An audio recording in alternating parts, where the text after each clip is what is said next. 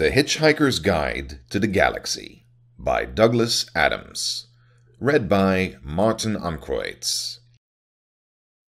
Far out in the uncharted backwaters of the unfashionable end of the western spiral arm of the galaxy lies a small, unregarded yellow sun.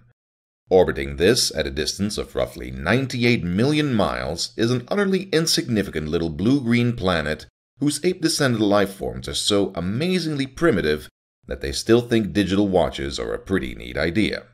This planet has, or rather had, a problem, which was this.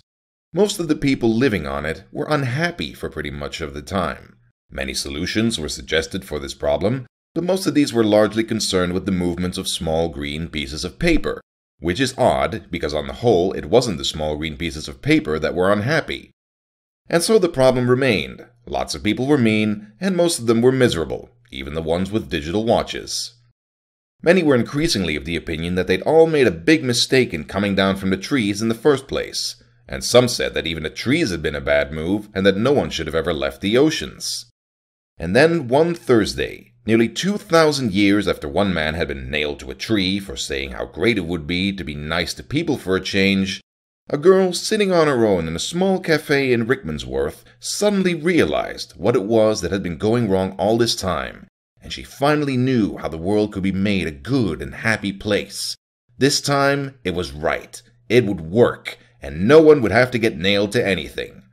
Sadly, however, before she could get to a phone to tell anyone about it, a terrible, stupid catastrophe occurred, and the idea was lost forever. This is not her story. But it is the story of that terrible, stupid catastrophe and some of its consequences. It is also the story of a book called The Hitchhiker's Guide to the Galaxy.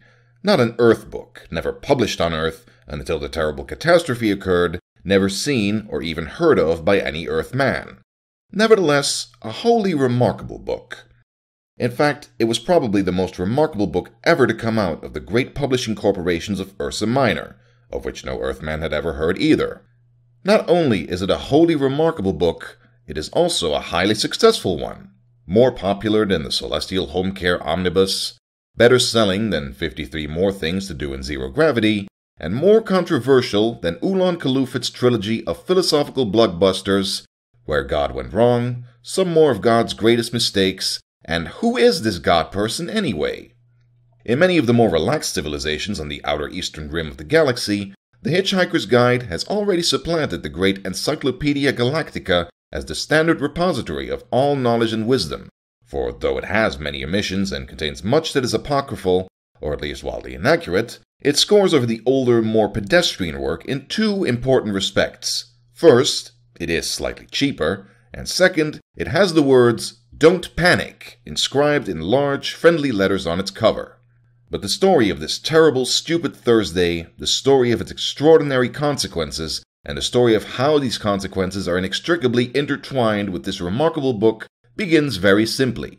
It begins with a house.